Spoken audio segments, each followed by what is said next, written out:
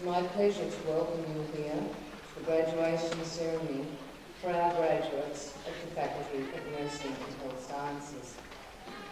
I'd also like to ask you to participate in a small way in our graduation ceremony this evening. In a few minutes, the ceremony will commence. The procession of staff will enter first, and after a brief pause, there will be the university fanfare. This fanfare will announce the day's party. I will signal to you, like that, and ask if on that signal you would all please stand to take part in the ceremony as our special guests and staff arrive. I've also been asked to remind you that it is the policy of the auditorium that no flash photography be taken. Unfortunately, flash photography is prohibited, so the university does ask that you support the auditorium in that policy.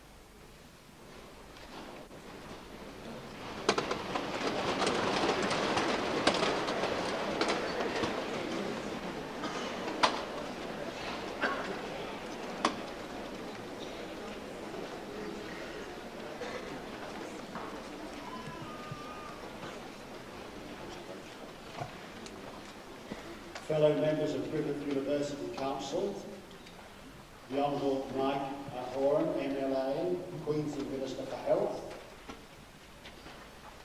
Vice Chancellor Professor Roy Webb,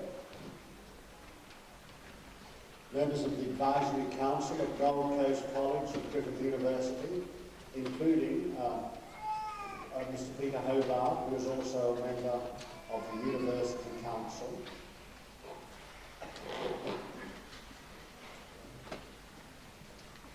Pro-Vice-Chancellor Michael Irving, Councillor Colin Kleinschmidt, Deputy Mayor, Gold Coast City Council, staff and students of the university, including, of course, the graduating students, ladies and gentlemen. One of the most significant events in the academic year is the formal presentation of awards to graduating students. As Chancellor of Griffith University, I welcome all of our visitors and thank them for joining us as we congratulate graduates from our Gold Coast campus on their academic achievements. The testaments we present will in each case mark the completion of years of personal dedication and effort. I should also like to extend a special welcome to our guest of honour, the Honourable Mike Horan, MLA. We are extremely pleased that as Queensland Minister for Health he has joined us this evening. We shall look forward to his address later in the proceedings. Griffith University has a short history, but one that's already remarkable. In the space of 25 years, it has grown to become one of the largest multi-campus universities in Australia, with a student population of some 21,500. It has 5 campuses well established in the Brisbane Gold Coast corridor and a 6th under construction at Logan. By next year, Griffith will have become the 8th largest Australian university in terms of funded student load. Managing a multi-campus university is a complex business. Last year, the governing body, the University Council, gave its approval to a new academic structure planned for the university. The new structure, to be implemented on 1st July this year, will play an important role in the future of Griffith University. New faculties and schools, based on the 4 broad academic areas of arts, business, health and science, will be established to provide a framework for cross-faculty and cross-campus teaching and research. The new academic structure will strengthen the academic coherence of the university and provide increased opportunities for the delivery of courses at multiple sites. Over the past 5 years, the university's Gold Coast campus has experienced particularly rapid growth. Student numbers have grown from 2,628 in 1992 to over 5,500 this year. With the additional growth places promised to the university, the Gold Coast campus can expect a student population of 6,500 by the year 2000. This rapid growth has placed considerable strain on facilities, and it's been a priority of the university to provide additional buildings to accommodate the growth in student and staff numbers.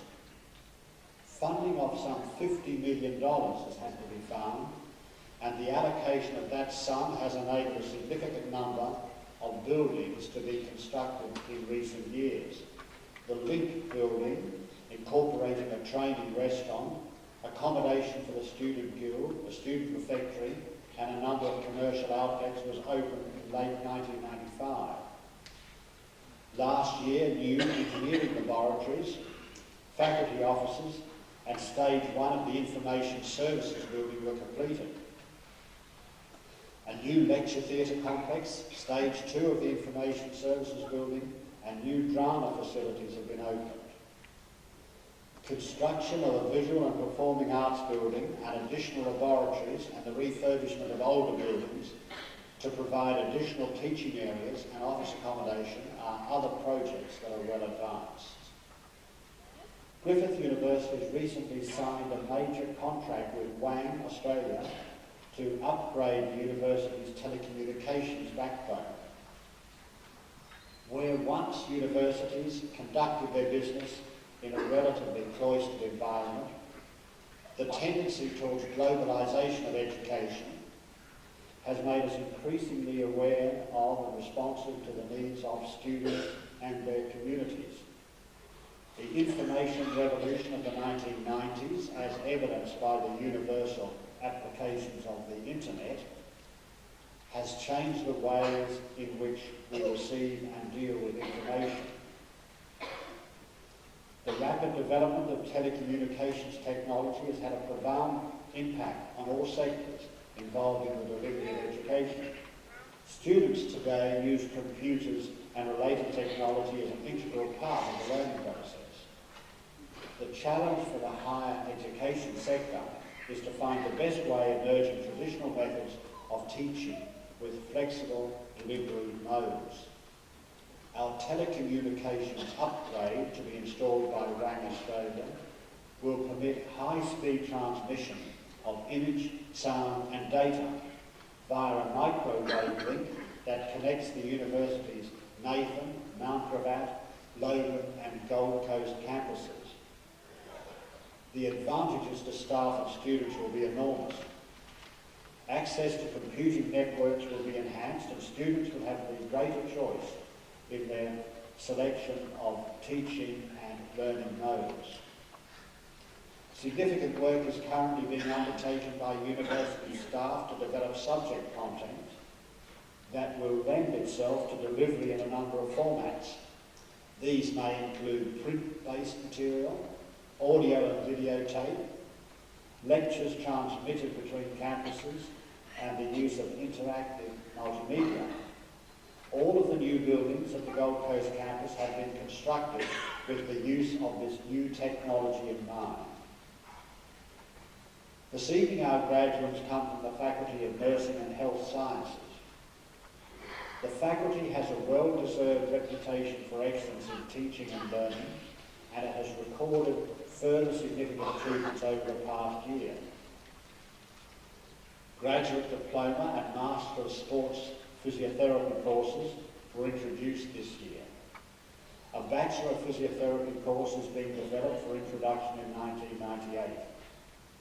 In collaboration with the Faculty of Business, the Faculty of Education and the Arts, and the Faculty of Engineering and Applied Sciences, the Faculty of Nursing and Health Sciences has introduced two new combined degree courses, Bachelor of Exercise Science, Bachelor of Business, and Bachelor of Exercise Science, Bachelor of Education. A Bachelor of Biomedical Science course was also offered this year as a joint initiative with the Faculty of Science and Technology. The Faculty of Nursing and Health Science has been highly successful in its research activity over the past year. This success is indicated by the grants that it has received.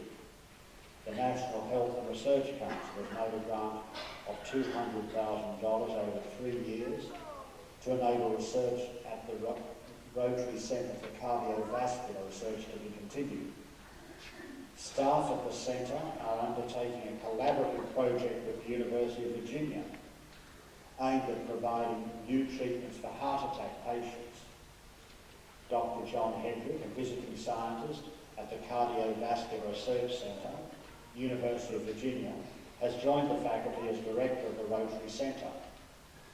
This is the first in a series of planned staff exchanges between Griffith and the University of Virginia.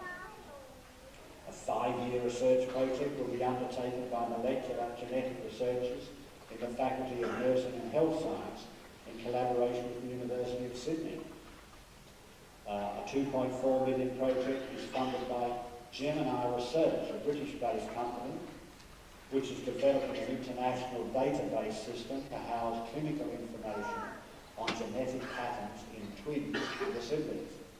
Our particular research project will seek to identify the genes which cause high blood pressure, a condition which affects 1 in 5 Australian adults.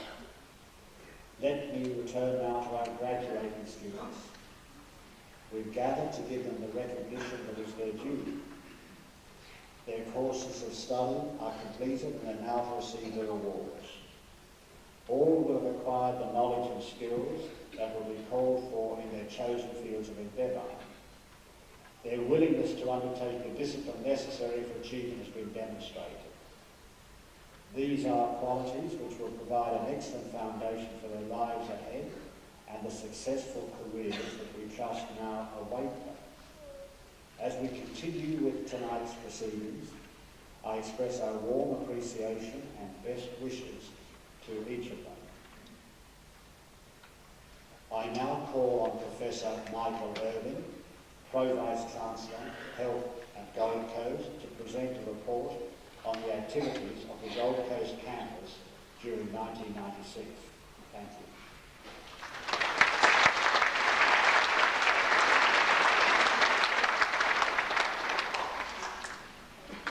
Chancellor, Vice-Chancellor, Minister, Chairman of the Advisory Council, staff of the University, distinguished guests, graduates, family and friends. I'm delighted to have this opportunity to welcome you to the 1997 graduation ceremony for the Faculty of Nursing and Health Sciences and to report on the academic activities for the Gold Coast campus in the last 12 months. 1996-1997 was a year of considerable achievement for the Gold Coast campus and an outstanding year for students. This year there was a 5% increase in applications to our Gold Coast campus, with over 14,600 people applying for 1,890 commencing places at our Gold Coast campus. It was pleasing to note that increased HECS charges did not deter students from seeking to study, and the quality of students enrolling in the Gold Coast courses has remained high, with several courses having the highest entry scores of any Queensland university. In the field of health, new academic programs in biomedical science, sports physiotherapy, and double degrees in exercise science, together with education, business and information technology, have all attracted students of a very high calibre.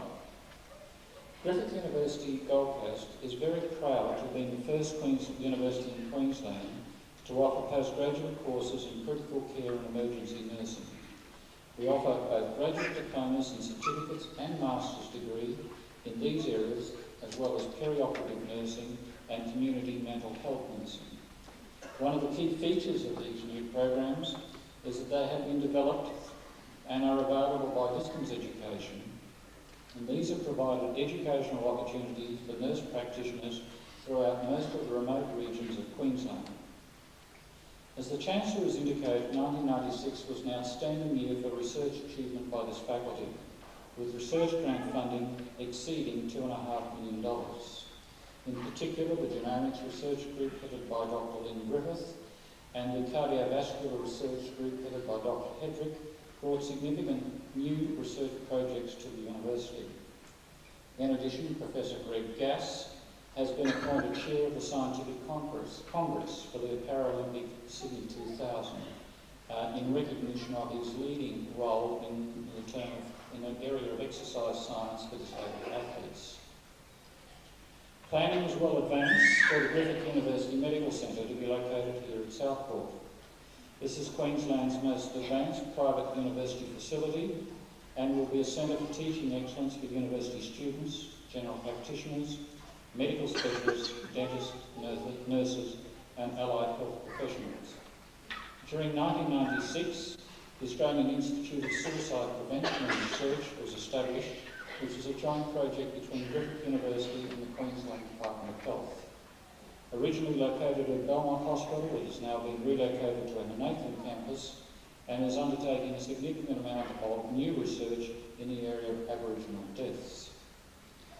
The Chancellor also indicated there has been a major capital works program on our campus this year, with a large number of buildings coming to fruition.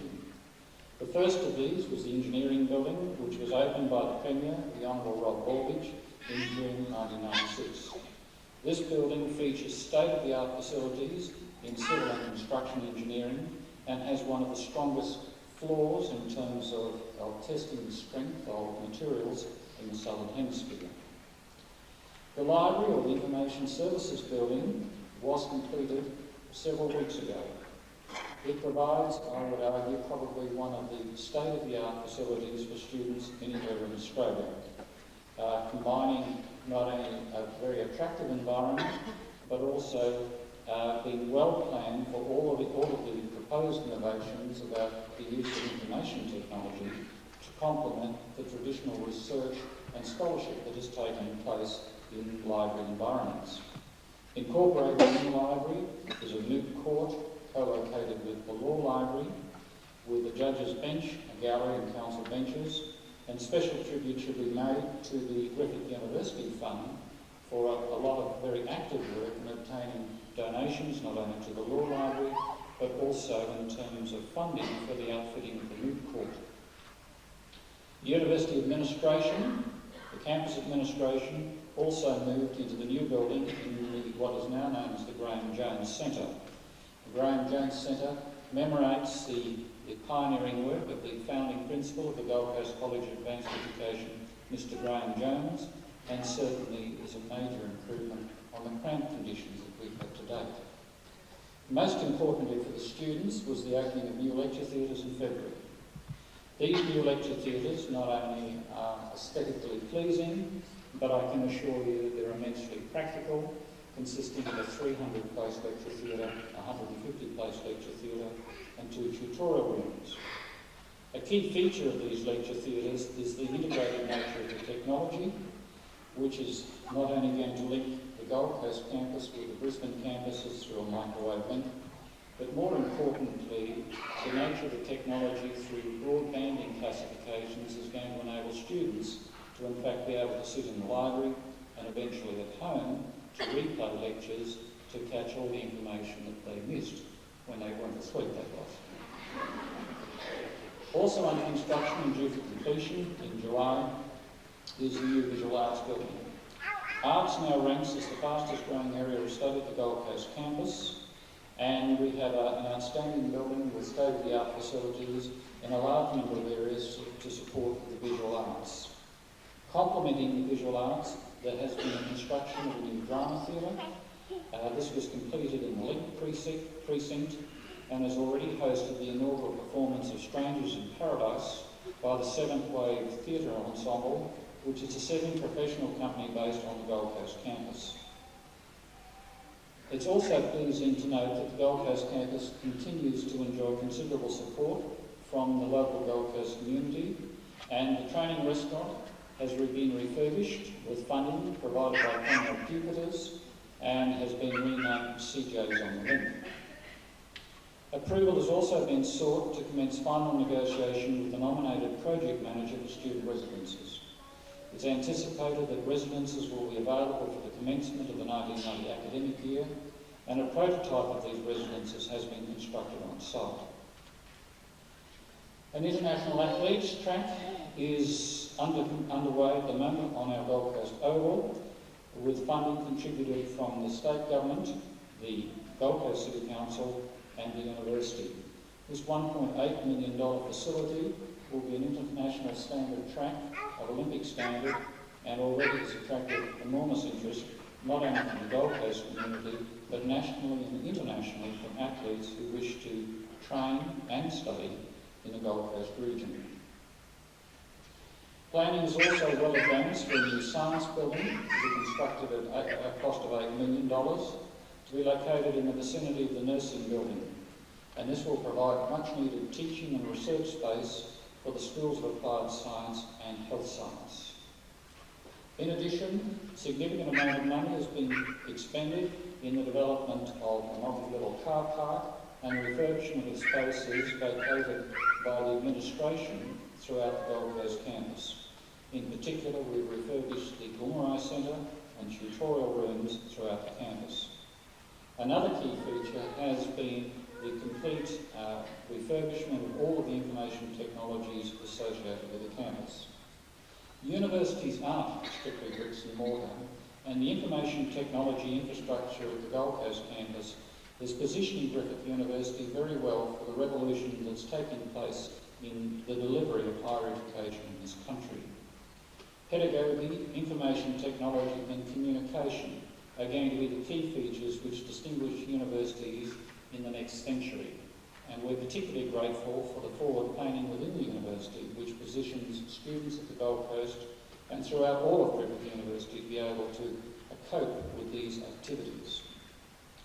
Turning to the students, 1996 was again an outstanding year.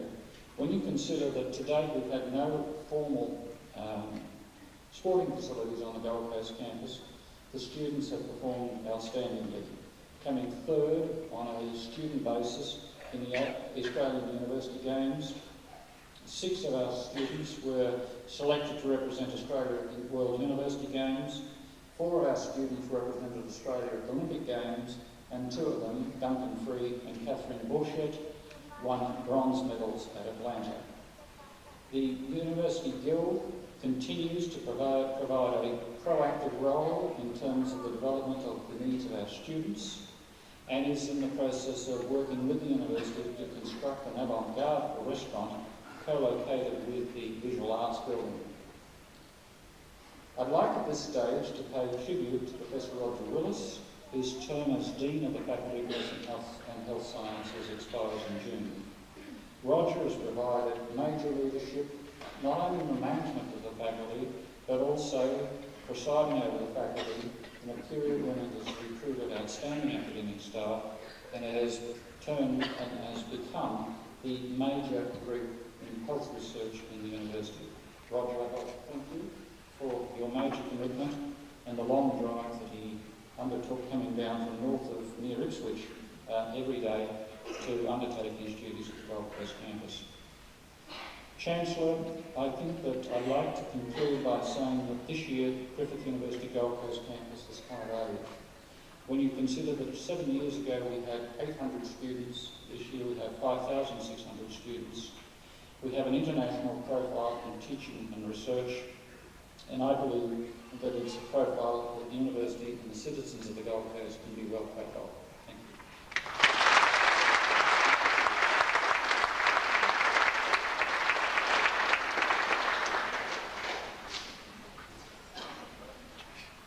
I now call upon Professor Dennis Lincoln, Deputy Vice-Chancellor Research, to introduce the Dean of the Faculty, who will present graduates who have received their awards at this ceremony.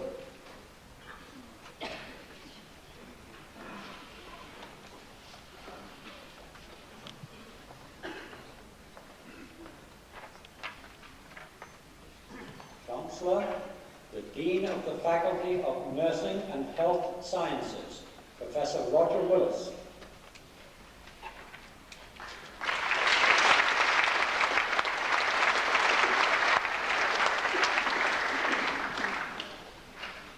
Chancellor, I present graduates who have been granted the Bachelor of Health Science. But before I do, I've been asked to make the following remarks.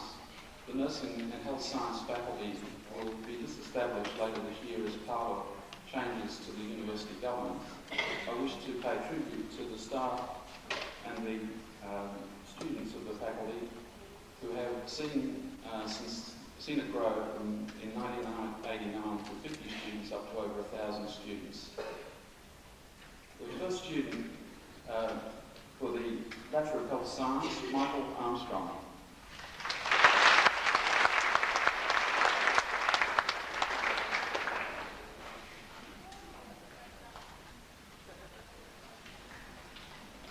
Stephanie Bashford.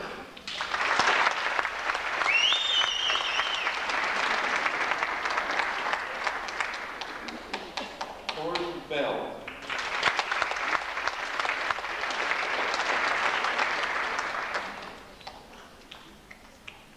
Rhonda Bostock.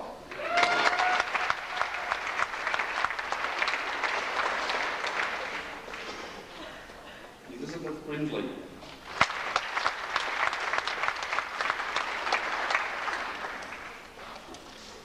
Matthew Brown.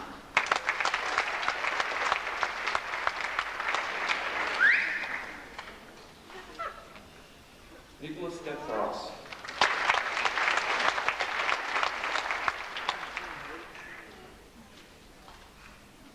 Gary Dennis.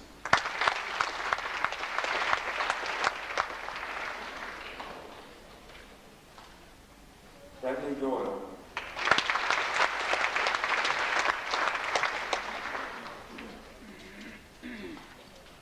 Nicholas Staminen.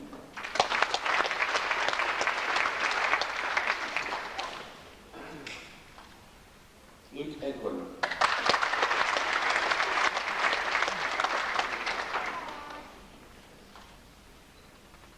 Duncan Free.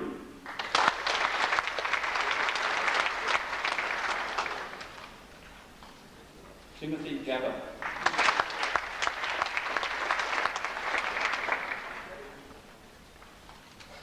Christopher Gardner.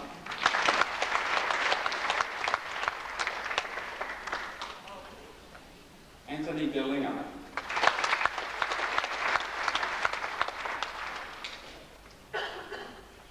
Justin Gordon.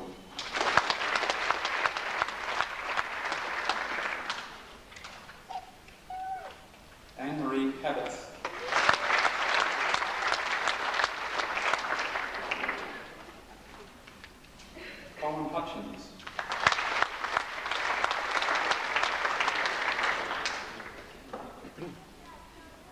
Chancellor, the next graduate has also been granted the 1996 Exercise Science Medal.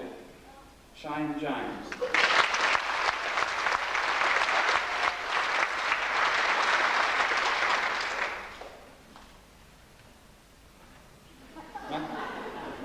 Matthew Johnson.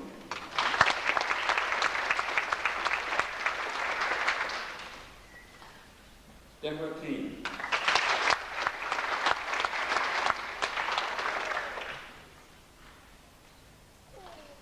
Eddie Lang.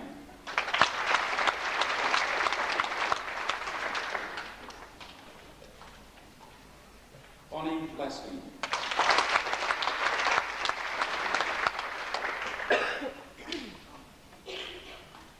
Brendan May.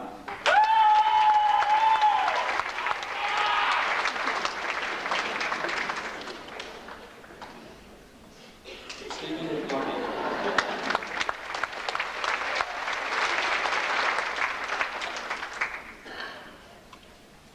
Nathan Meyer.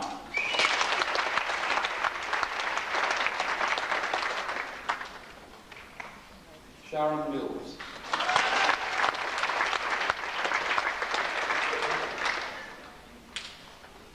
Amanda Muir.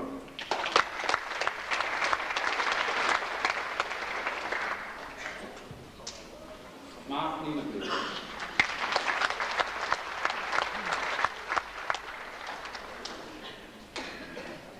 Kim Parks.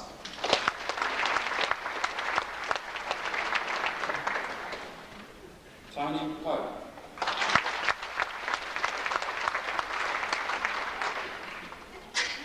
Ben Power.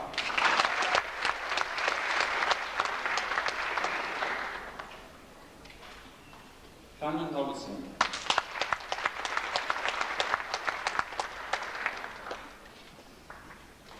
Zoe Ryan.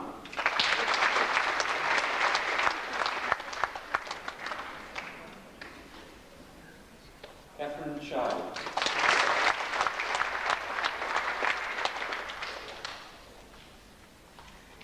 Louise Sykes.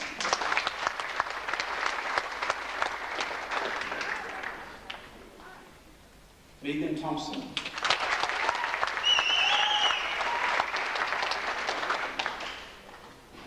Craig Thompson.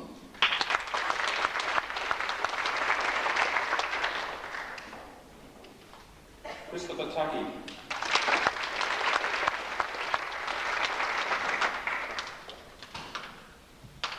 Andrew Ward.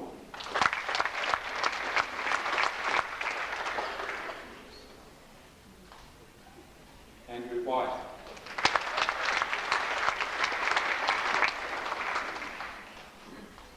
Hilton Whitehorn.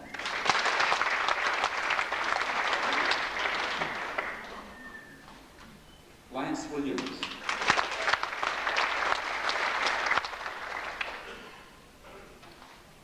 Sarah Wiltshire.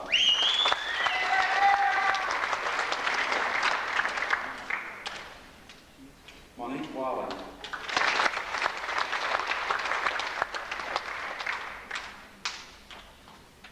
Anna Zabros.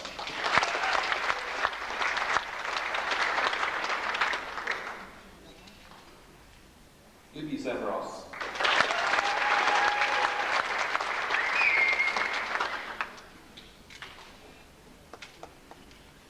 Chancellor, I present graduates who have been granted the Bachelor of Health Science with First Class Honours. Dan Dwyer.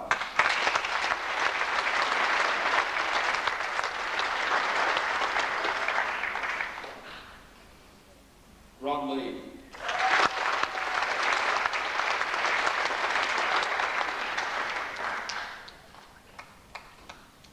Chancellor, I present graduates who have been granted the Bachelor of Nursing. Deborah Abbott.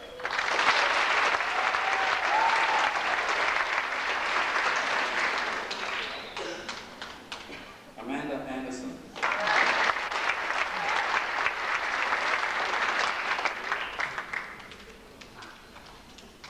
Amanda Baker.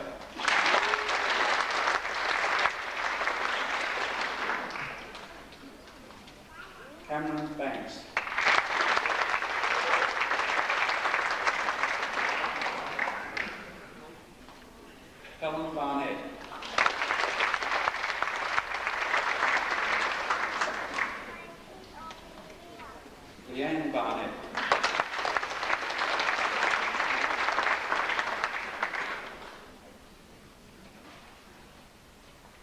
Holly Bartlett.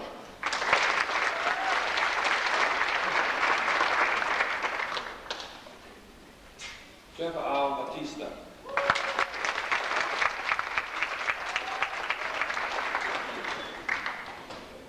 Jan Winston.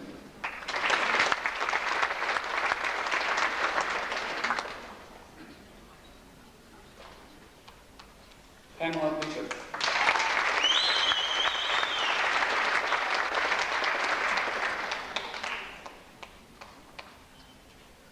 Cameron Burke.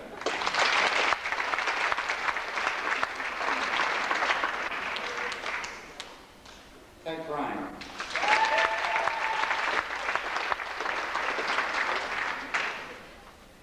Michelle Branson.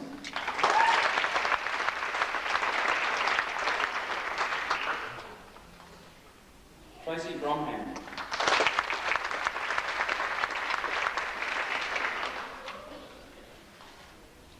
Lisa Brombridge.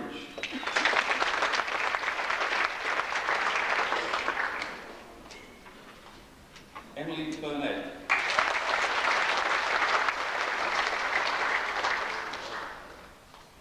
Kirsty Buckfield.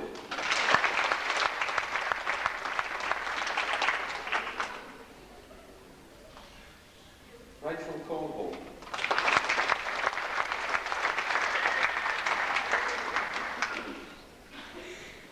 Melanie Coates.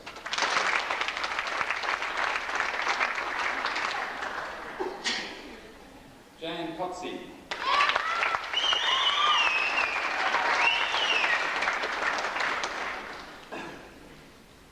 Lee Collins.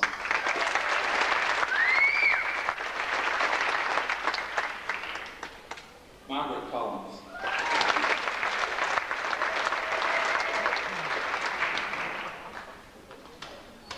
Joanna Cox.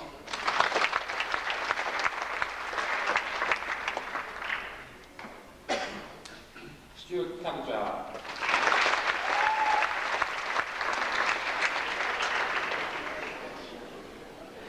Kate Dale.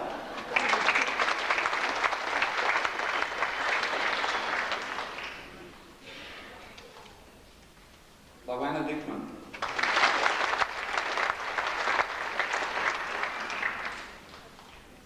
Rosemary Doney.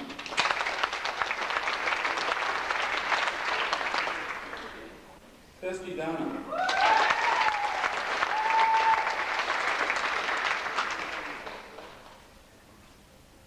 Robin Drinnan.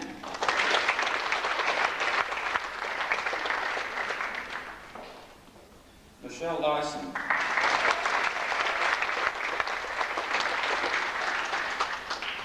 Nicole Edwards.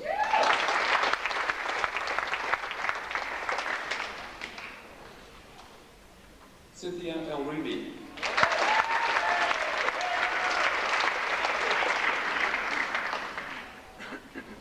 Kelly Etherington.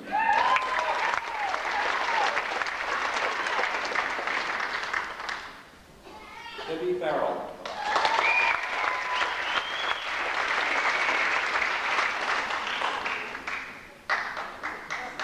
Kelly Farrar.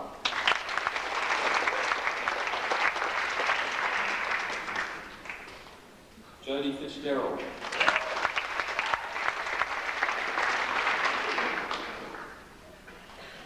David Fernando.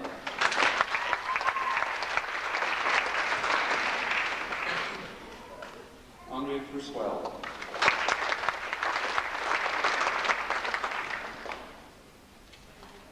Blaine Gale.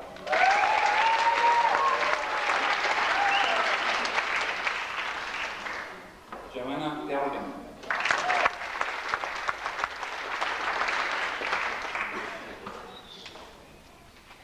Mary Ann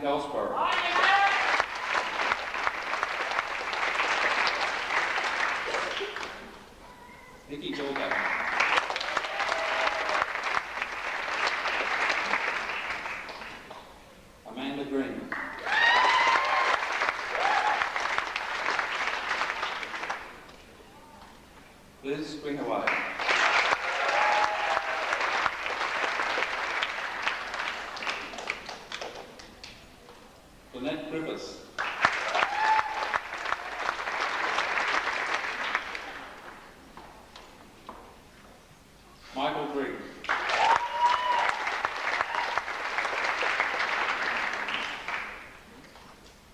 Carl Gustafsson.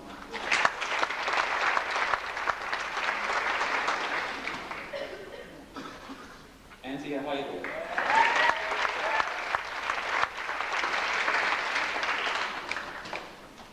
Teresa Hamilton.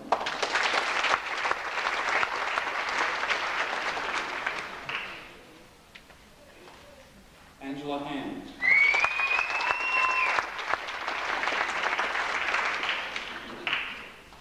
Brad Henwood.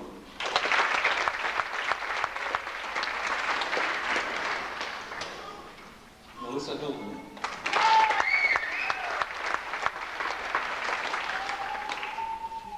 Susanna Howden.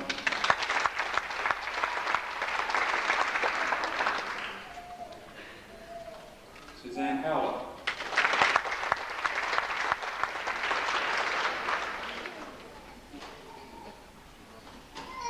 Alice Wang.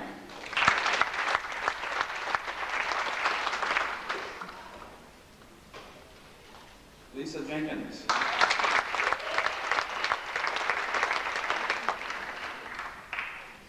Natalie Jennings.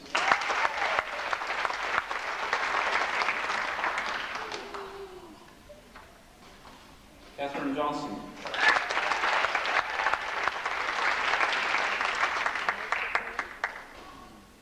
Mary Johnson.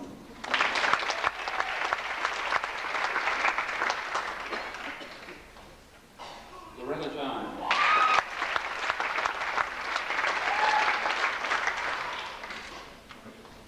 Lisa Kaspolaskis.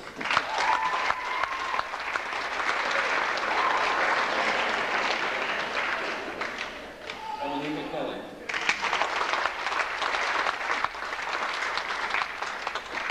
Christina Kelly.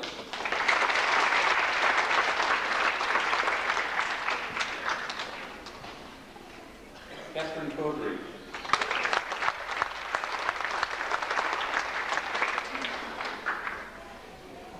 Valerie King.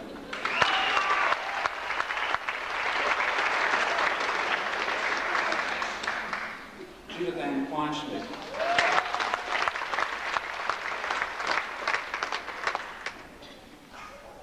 Narita Latcham.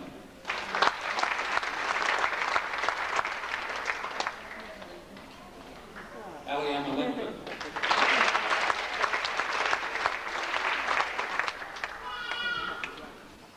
Leanne Lord.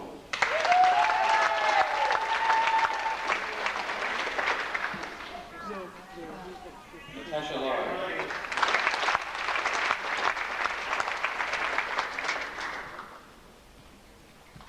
Caitlin McKenzie.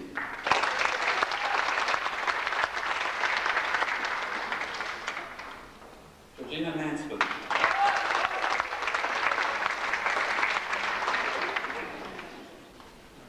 Kim McDermott.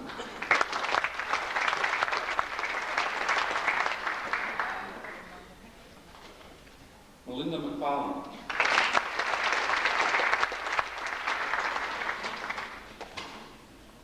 Judith McGifford.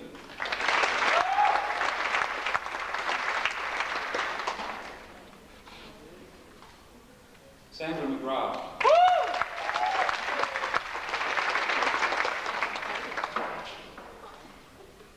Christine McIntyre.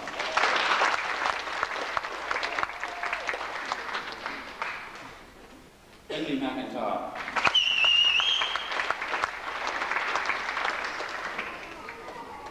Monique Bickle.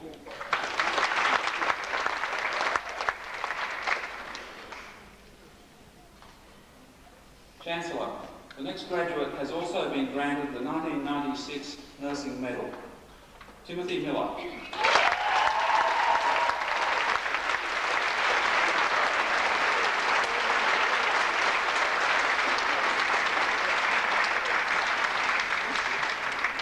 Vanessa Mitchell.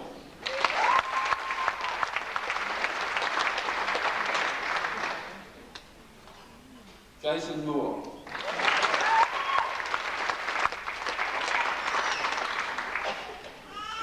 Kelly Moresby White.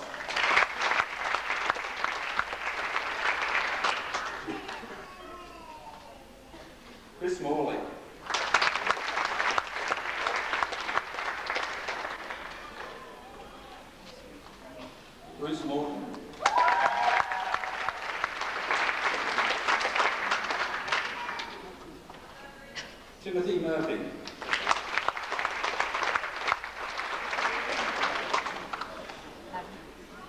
Erica Newman.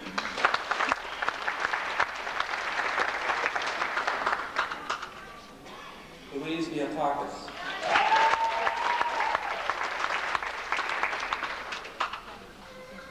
Rowena Nixon.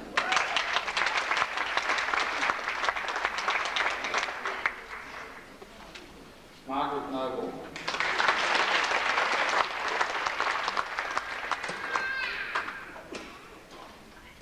Kim Northey.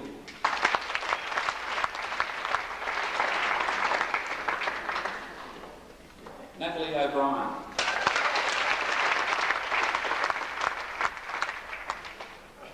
Renee O'Neill.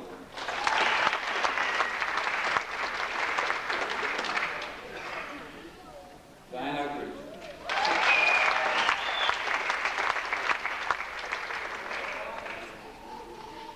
Maria Palvasino.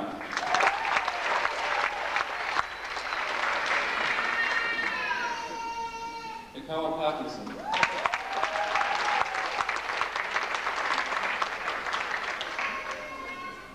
Rebecca Perron.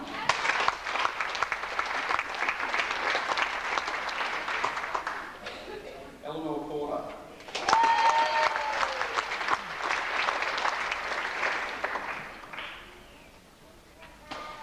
Ali Hyde.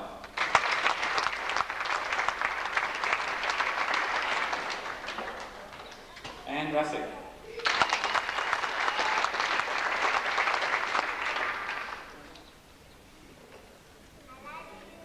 Amy Reed.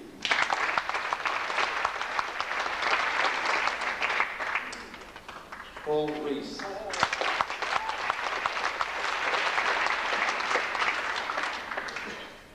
Peter Rickard.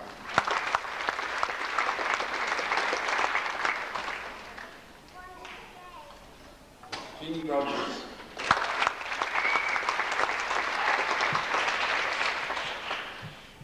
Lauren Rogers.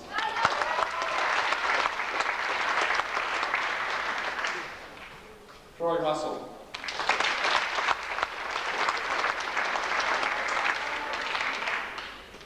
Paul Ryan.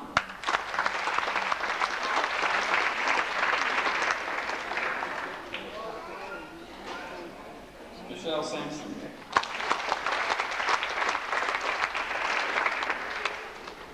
Greg Santon.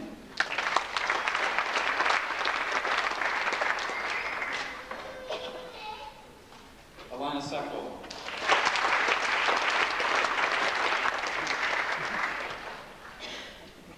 Delvin Skur.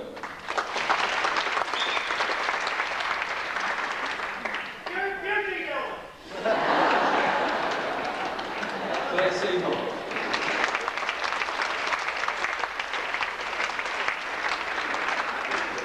Narelle Shears.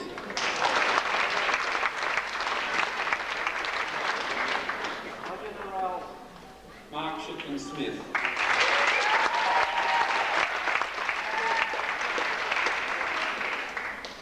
Diane Smile.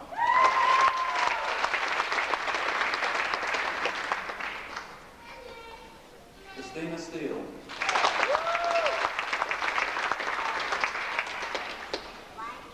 Stephen Steele.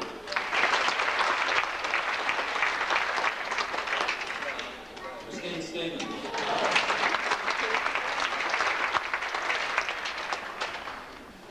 Janine Stone.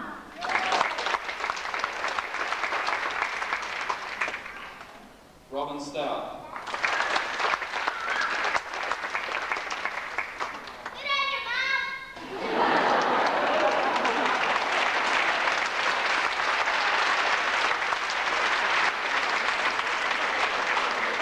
Kate Sotheby.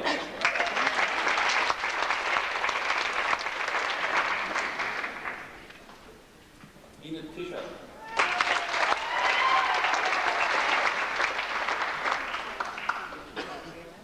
Lucy Banner.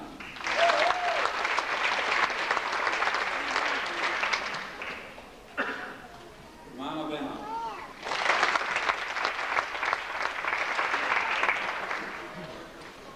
Eugene Banner.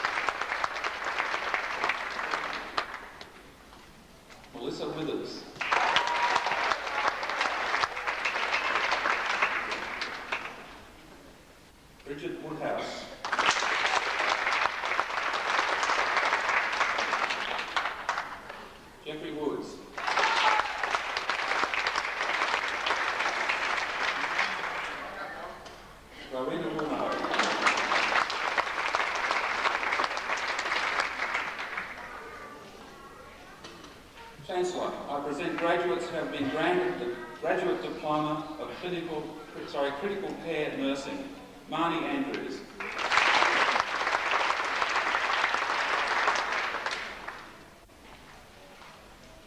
Carly Bay.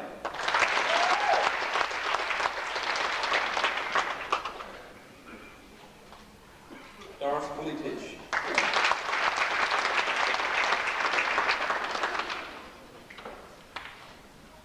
Anita Carr.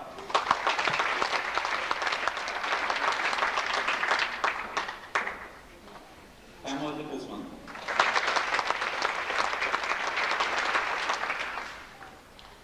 Kate Elliott.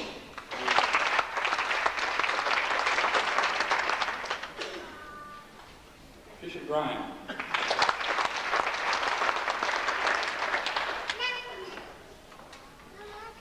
Margaret Holiday.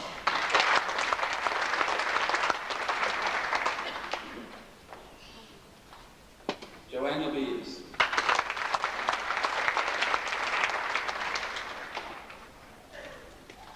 Mandy Leach.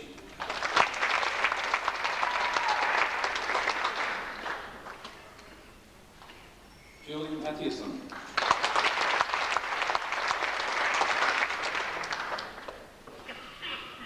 Agnes McGilwright.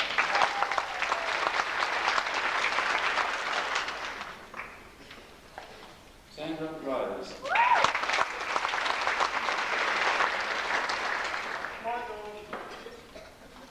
Christine Ryan.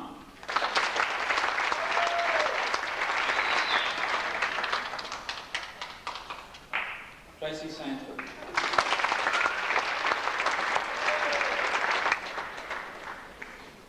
Robin Silva.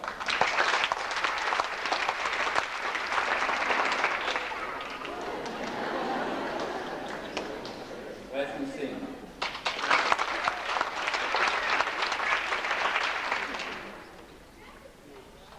Mandy Jane Stanley.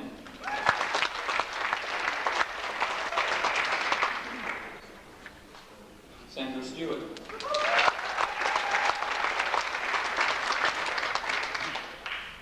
Michelle Stone.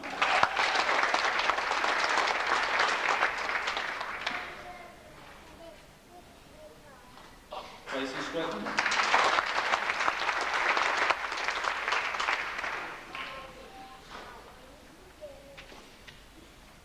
Alina Thompson.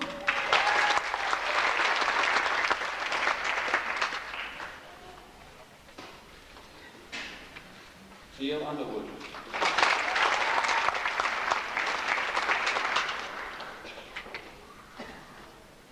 Chancellor, I present graduates who have been granted the Graduate Diploma of Emergency Nursing. Helen Crossley.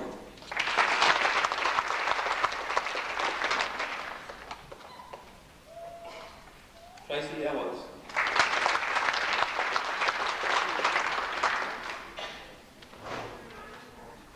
Carly Gardner.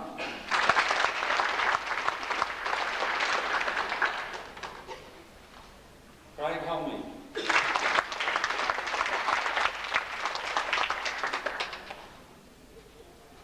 Robin Humphreys.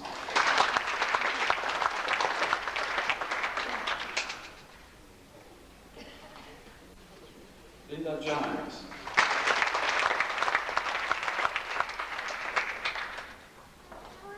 Lois Lanning.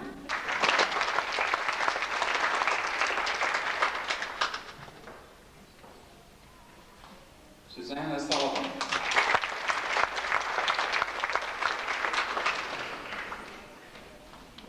Sybil Theodore.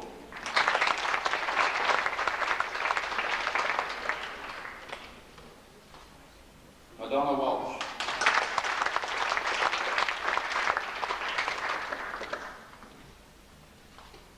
Val Whitley.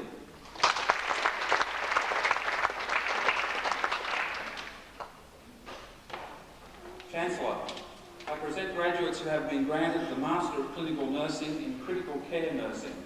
Julie Creamer.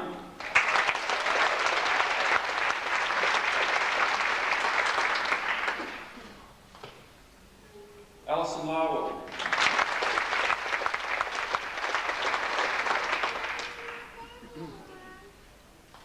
Anne Anne Manthe.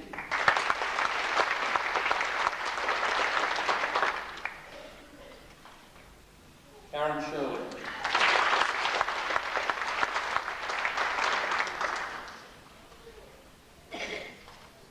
Chancellor, I present graduates who have been granted the Master of Clinical Nursing in Emergency Nursing. Julie Newcomb.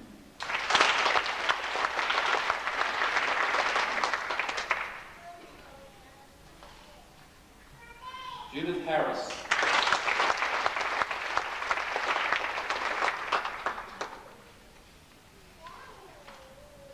Chancellor, I present a graduate who has been granted the Master of Nursing, Gail Lacey.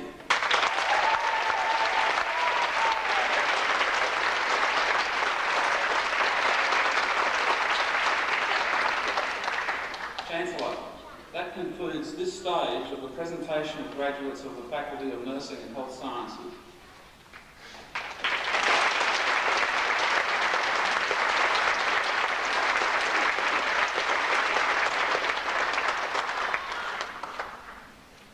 Chancellor, the Chair, Academic Committee, Professor George Carney, will now present a graduate who has been granted the degree of Master of Philosophy.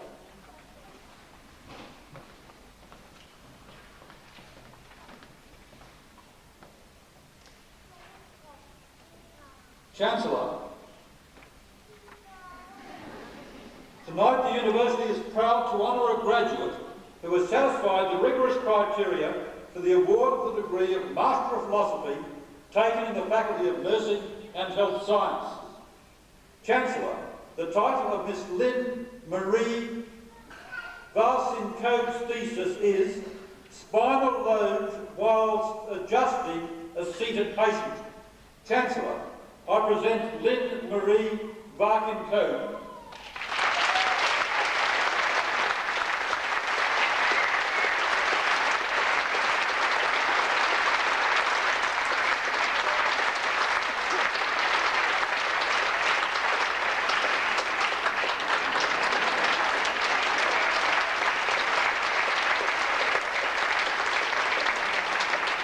Chancellor, that concludes the presentation of graduates.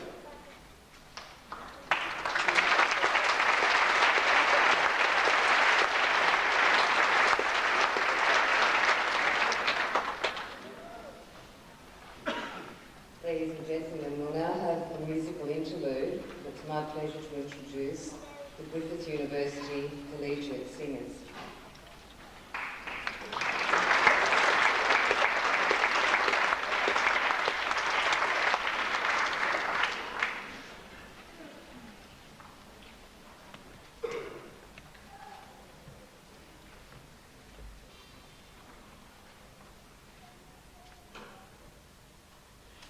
Spirit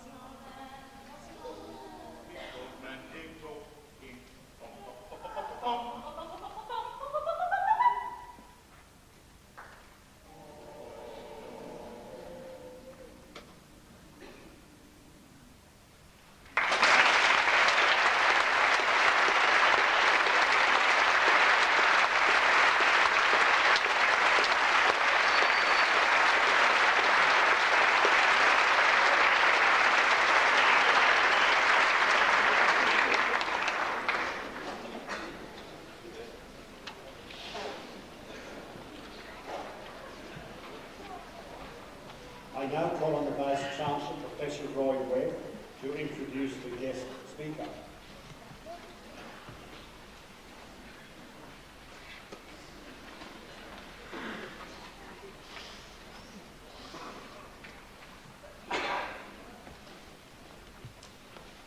Chancellor, ladies and gentlemen, our guest of honour this evening is the Honourable Mike Horan, MLA, the Queensland Minister for Health.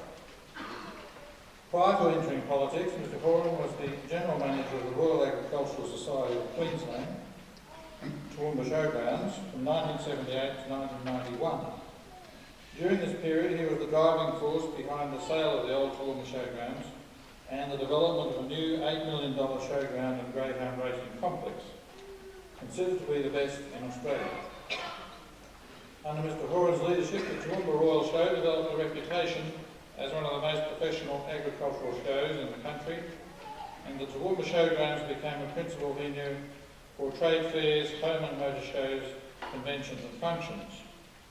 Elected as the member for Toowoomba South in May 1991, Mr Horan was the Shadow Minister for Industry, Small Business and Regional Development from 1991 to 1992, and Shadow Minister for Health from 1992 to 1996. He was appointed to his current portfolio in February 1992. Mr Horan's ministerial responsibilities cover hospitals and 36 community service areas, including home and community care, nursing homes and hostels, public health, alcohol and drug services, and Aboriginal and Torres Strait Islander matters, including health.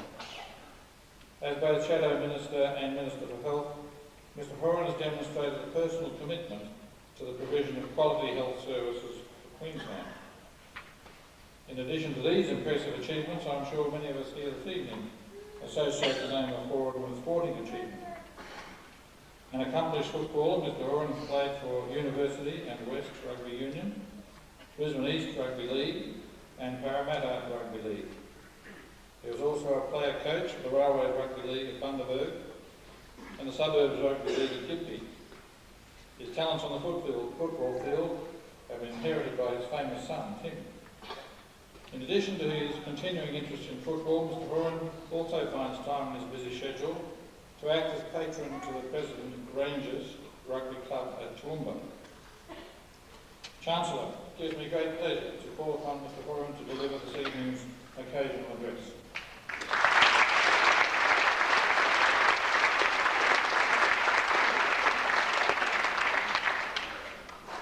Chancellor and Chief Justice, the Honourable John McCrossan AC, Mrs Marjorie McCrossan, Vice Chancellor Professor Roy Redd and Mrs Heather Webb, Pro-Vice Chancellor for Health for Gold Coast Professor Michael Irving and Mrs Rosalind Irving, Chair of the Gold Coast Advisory Council Mr Peter Hubbard, Head of the School of Nursing and Deputy Dean for Teaching and Learning Professor Anne McMurray, staff of the Faculty of Nursing and Health Sciences and other academic staff at the University, to the graduates, to their families and friends who are here supporting them. It really is a pleasure to be here tonight to share in this formal ceremony, yet a ceremony that's full of obviously so much enthusiasm and joy. And I think the good on you Delwyn and the good on your mum said it all. This really is a family night, the family of the University, the family of the graduates, a night in which we're celebrating a marvellous achievement by each of the graduates, be they in the Faculty of Health Sciences, the pre- and post-registration nurse graduates, and those who achieved postgraduate degrees. I think we're also fortunate tonight to be here amongst so many people who are going out into the workforce as professionals in health and who are really going to make a difference to the community and the people that they serve. I think nurses in particular and those involved in health science and other areas of health are indeed fortunate at the end of every day and every week and every month they can look back on what they've done and that the care and attention and commitment they've brought to the people that they've actually been working for. And that really is the element of health. It's a profession about people, it's about serving people, it's a very selfless profession in which they have to give much of themselves, they have to deal with much human emotion, sometimes sadness, grief, sometimes happiness and recovery. But it is, I think, worthwhile remembering just how fortunate graduates are tonight that they're entering a profession as worthwhile as the one that they're entering. They're also entering an area that's rapidly changing, and I doubt that there'll be many parts of the modern world changing as much as health. I recently went to an address by a noted American worker in the area of home and community care, and he spoke about how in the time of the Romans, in the time of Christ, a census had been undertaken which estimated the average life expectancy was in the order of 33 years. By the year 1900, some 1900 years later, life expectancy was estimated at 43 years. And yet in just some 97 years, we've gone from 43 years to a life expectancy of 78. And much of that has been due to the rapid change in medical technology, the quality of care that's been able to be provided in hospitals, but I think also importantly in the sort of preventative work that's being able to be undertaken by health professionals to keep people healthier and outside of hospitals. But our graduates tonight are going to go into a world of great change. They're going to go into hospitals where the length of stay in recent years has reduced from around about 8 days to now some 3.8 to 4 days. They're going to go into a system where day surgery is becoming commonplace. In Queensland, where some 25% of elective surgery is undertaken by the day surgery procedures, and we're aiming at higher, perhaps around 50%. In places like the United States, 60% of elective surgery is day surgery. They're going into a system whereby some years ago we didn't really hear about hip and knee replacements, but now they're commonplace. Hip and knee replacements can cost thousands of dollars per time just simply for the prosthesis. A system which is full of medical technology, keeping people alive in intensive care, saving lives in the area of oncology and radiotherapy and chemotherapy, preserving young premature babies from perhaps week 26 on, things that were never heard of before. So they are in an area of rapid change. It was interesting tonight to see the postgraduate students coming through. And I noticed that one of the postgraduate students here tonight is the leader of one of our biggest accident emergency units in one of our larger public hospitals.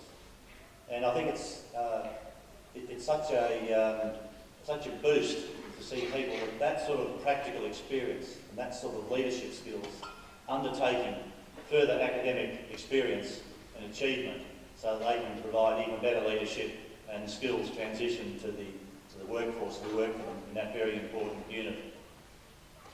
The career for nurses, and also for those involved in health science, is a fascinating career. In the area of nursing, it's now a career of some 5 separate levels. And once nurses achieve level 3, they're able to stream off into different career options. Options such as administration or management, education, research, and importantly, continuing perhaps in their career path of providing clinical services. And no doubt many of our graduates tonight who are post-registration graduates would be already streaming off into those different career options. In Queensland Health, we have a huge organisation. We have a budget of some $3,100 million. We have 41,000 staff. We're spread across one of the biggest states in the world with 150 hospitals and some 600 other units, which include dental units, community health services, pathology laboratories and so forth. Perhaps one of the biggest and most decentralised free health systems in the world. And it's the nurses involved in that system that contribute so much to what we're able to achieve and do. And we've recently introduced a new administration system that involves 39 health districts throughout the state, each of those districts involving hospitals and community health services in them.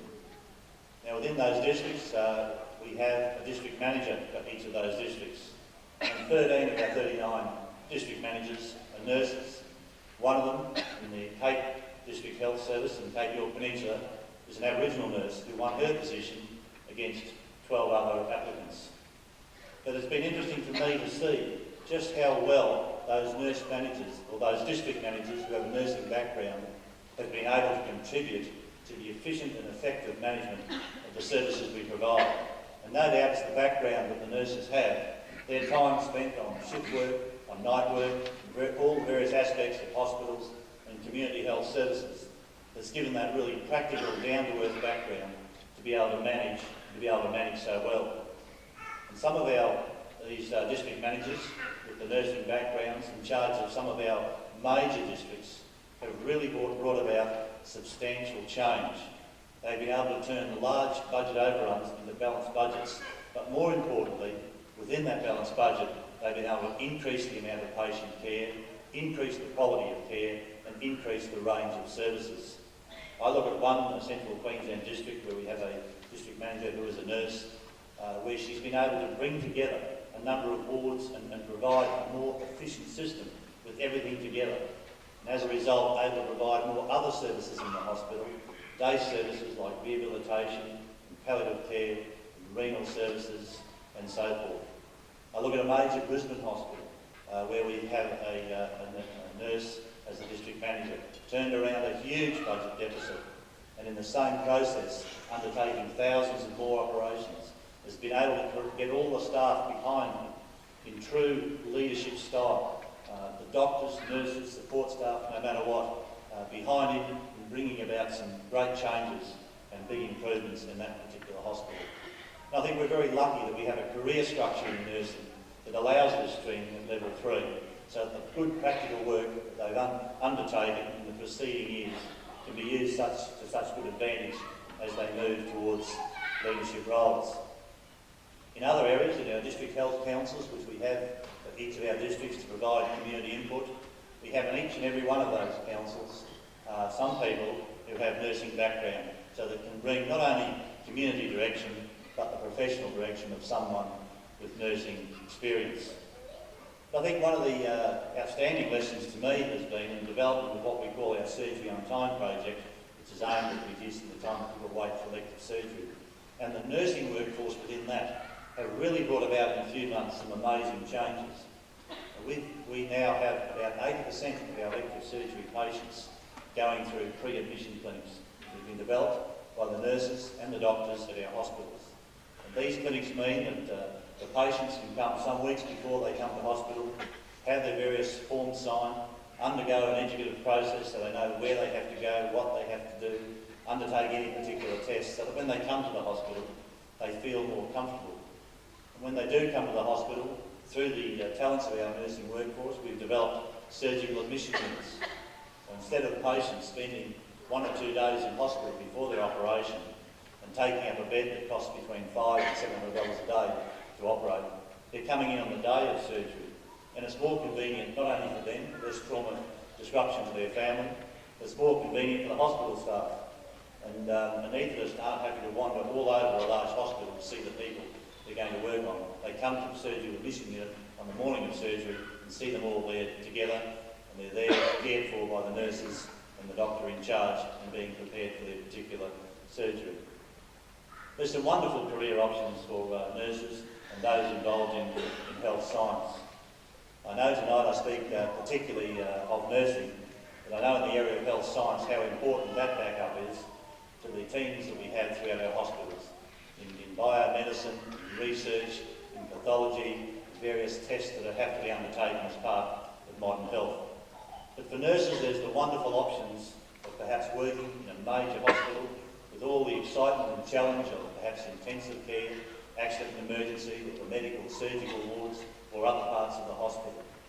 There's also the challenge of going into rural parts of Queensland and working in rural health areas where the challenge is so different, perhaps not as demanding, but when the patients come in, there is so much more that you have to do with so much less support than what may be available in a tertiary hospital. There's the challenge of working in mental health, with all the new directions of mental health, where our mental health nurses now not only working in institutional areas, but also working in acute wards at hospitals, so that instead of people going to an institution, they go to an acute ward at the hospital, receive treatment over perhaps 10 to 12 days, and then are released well and ready for rehabilitation. And also the community mental health services, the network of those being established throughout the state, where we rely so heavily upon mental health nurses as part of the multidisciplinary teams, or working on their own, caring for patients on an almost 24-hour availability basis, providing that important community care. Other areas where nurses can spring to would include working in Aboriginal and Islander health. That in itself can be very challenging in some of the remote communities. And I've visited some of our communities in the Gulf and the Cape, and the dedication and commitment of the nurses, the registered nurses in those areas, really is marvellous, and at times it reminded me almost of a missionary zeal when you see the isolation that they have and the remoteness of some of those communities and some of the basic health needs and primary health care needs they have to attend to, like the need for just good nutrition, good water, good education and care of the children. But I think one of the most challenging areas for nurses is perhaps in the area of primary health care, endeavouring to keep people out of hospital.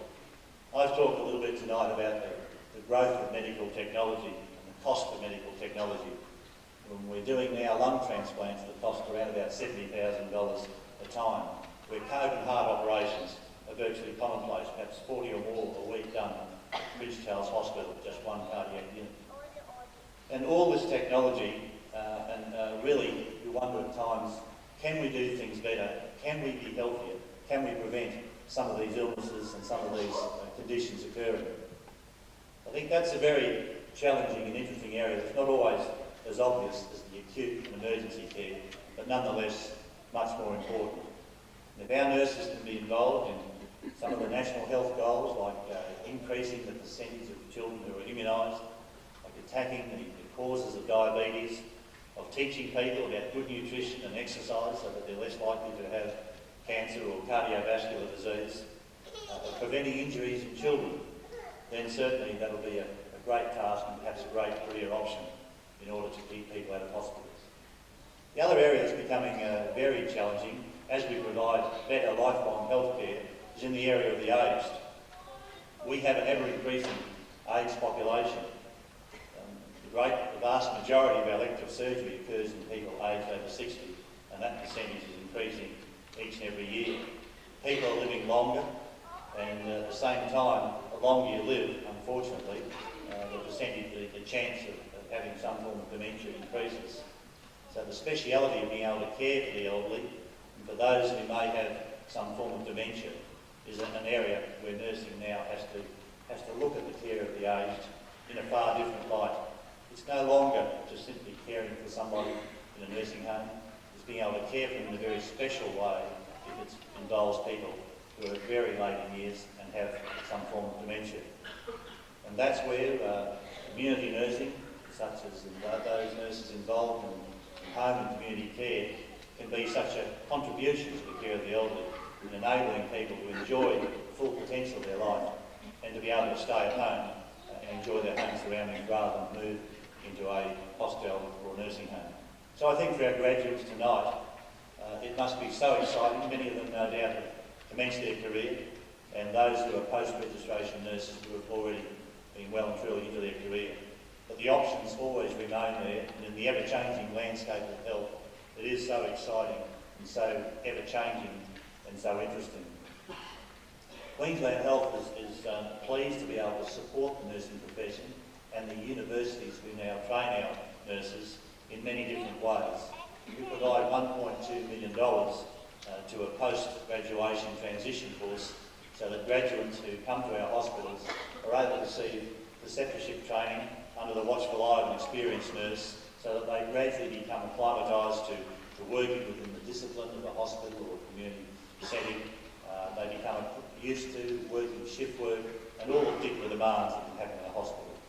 We have about a $500,000 skills acquisition program which particularly concentrates on areas like critical care, emergency care, paediatrics, obstetrics and mental health.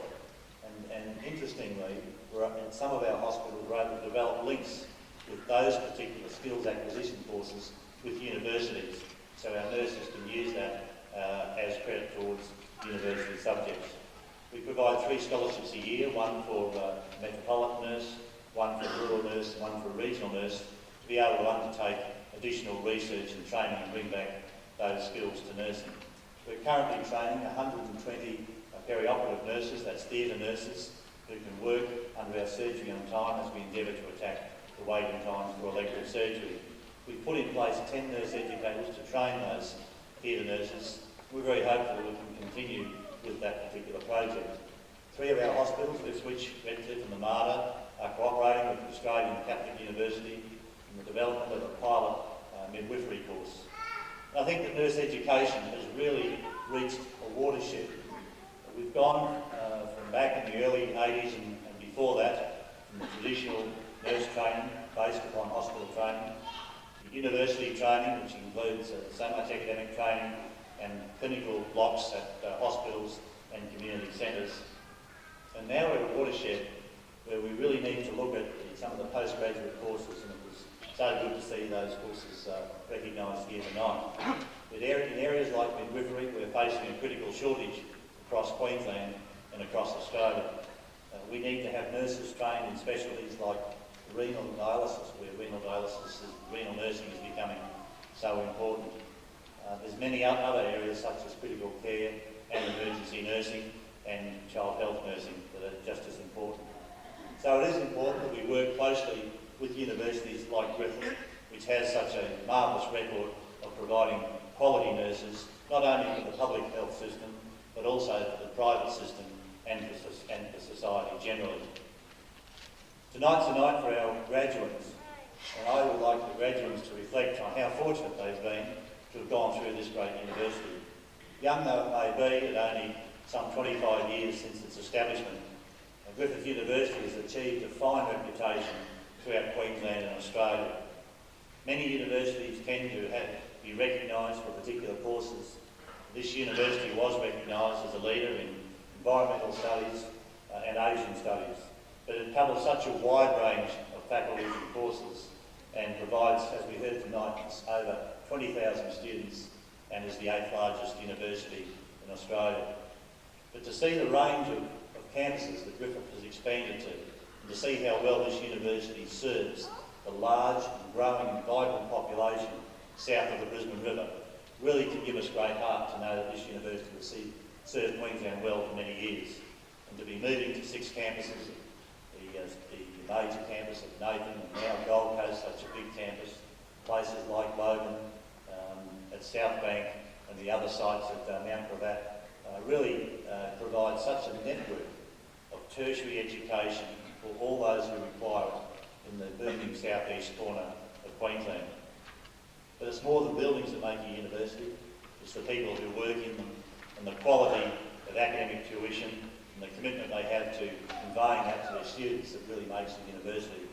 And I've been very impressed tonight with the enthusiasm of within this formal event and the keenness with which the leaders of the university wish to convey not only to the graduates but to their families and friends the things that are happening, the things that will happen at Griffith University. So I think that the graduates tonight can take great pride in the fact that they've gone through an outstanding university and the achievements that you have been achieved in a marvellous place of learning and teaching. It's so wonderful to see so many families and friends here tonight, and the enthusiastic support and cheers that came for each and every person who received their awards. Tonight is a night to pat the graduates on the back. It's not easy to get through the years of study and achieve a degree. Not everybody and not many people achieve that.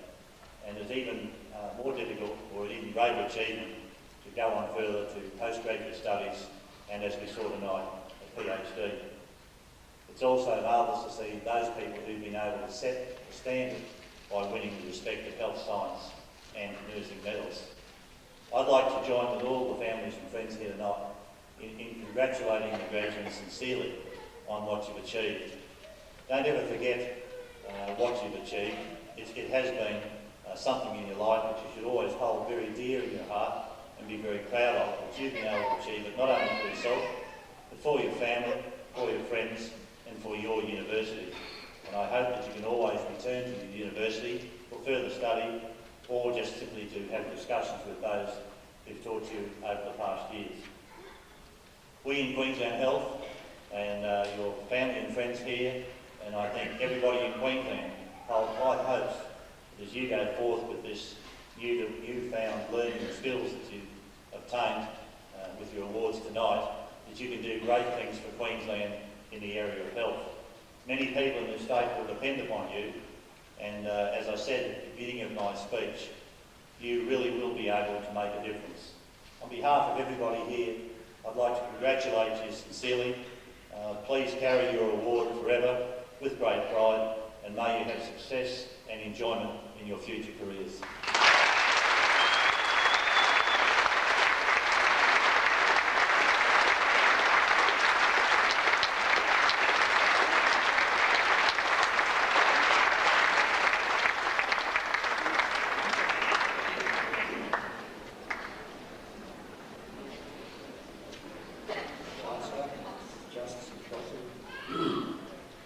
Vice-Chancellor, Professor Webb, ladies and gentlemen, it gives me much pleasure to express a vote of thanks to the Minister for Health, the Honourable Mike Coram, MLA, for his informative address this evening.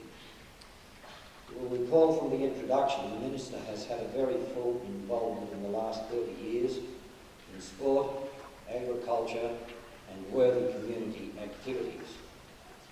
In the last 6 years, he has had a challenging career in politics, culminating thus far with the role as Minister for Health in the Board Government, a portfolio that in this day and age is arguably one of the most challenging in any government. The Minister has had a number of pertinent messages for us this evening, which are of relevance not only to the graduates today, but also to many others of us who are present. He reminded us of the range of endeavours being undertaken by the government to improve educational opportunities in nursing and associated studies for pre and post education. It was interesting that he reminded us of the particular value and contribution and dedication of the nurses in this profession. I think it was something most admirable. It was also interesting to learn from him how it was that the life expectancy of man has increased so much from the Roman times of 33 years to today at 78. We probably don't stop and think of those things, but it's interesting to have it brought to us now and then. He also mentioned that the magnitude of health in the Queensland government was a staff of 41,000 with a huge budget, and it was particularly decentralised over 39 districts. Our attention has been further drawn to the expanded and exciting career opportunities for graduates that the government is working to enhance these prospects even further. Ladies and gentlemen, I'm sure you will agree that we have been fortunate in having the Honourable Mike Coram give us his illuminating address this evening. I now ask that you join with me in thanking the Minister for that.